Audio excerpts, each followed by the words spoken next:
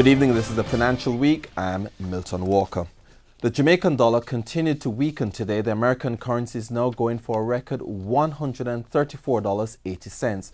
It's gained 8% on the Jamaican currency since the start of the year. The Canadian dollar closed the day at $104.66. Sterling is going for $177.89, while the euro is being sold for $156.97 on average.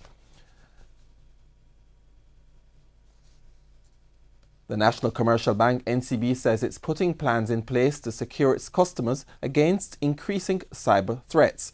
This after several accounts were compromised as a result of online fraud. Speaking at a press briefing today, Group Chief Financial Officer and Deputy CEO Dennis Cohen admitted that fraudsters in the industry are inevitable. It's in fact a part of doing business now. We'll never get away from it. Right, the only way we get away from it is if we decide that we're not going to be a part of the digital world. And that's the way the world is going. You know, fraud existed before, but fraud is looking more like the new world that we're in. You know, it's a digital world, so the fraud becomes digital. I think to some extent people are scared because it's new, but it's just another cost of doing business, as was the case in the paper days when people would fraud signatures and stuff like that. Now the signature is electronic. Mr. Cohen says the bank is ensuring that all the technical issues in the system are fixed. There are technical issues that we have to work on an ongoing basis, and I think we're doing as best as we can to handle those. And where we're not able to do it on our own, we bring in specialized help, and we have a number of vendors that we work with.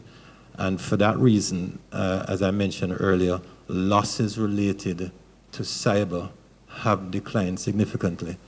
Certainly over the past year. NCB recently announced net profit of $21 billion in the last 9 months. That's the highest profit ever recorded in the group's history and is already more than the record earnings which was recorded last financial year. Executive Director of the Economic Growth Council, EGC, Senator Obin Hill, says Jamaica's medical ganja industry won't thrive without support from the United States.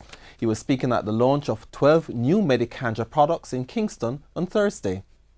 If you don't do banking through the Fed system, I know the Canadians have gone ahead, Europeans are looking ahead, but let me tell you something. If you can't move money through New York, you can't move money. That's a fact of life. I've been a banker for 40 years. Mr. Hill also called for more support for the ganja industry. This growth industry in Jamaica needs a lot more help than it has been getting, and I'm here to say that publicly. Preparatory work has begun at the site of the proposed 250,000 square foot facility that will house the medical ganja operations of Chronic Relief Jamaica. Land clearing and pre-construction activities began recently for the $20 million facility in Buff Bay, Portland. In keeping with the provisions of its licenses, KRJ is clearing, fencing and fitting the property with security cameras. Construction of the facility will begin later this year. It will be a modern facility engaged in a range of medical ganja activities for the local and international market. KRJ was recently granted 7 conditional licenses to operate in Jamaica. The company was launched in March this year. The price of oil remains elevated by global tensions that could disrupt supply. Oil for delivery in September is up 8 cents to settle at $69.61. The JSE index gained 1,597 points, while the junior market index gained 6 points. Among the winners today were 1834 Investments, CAC 2000, Everything Fresh, Fosrich, General Accident, Insurance Company, Jamaica Broilers and KLE Group. On the losing side were AMG Packaging and Paper, Caribbean Cream, Derrimon Trading, G West Corporation, Honeybun, Jamaica Producers and Kingston Wharves.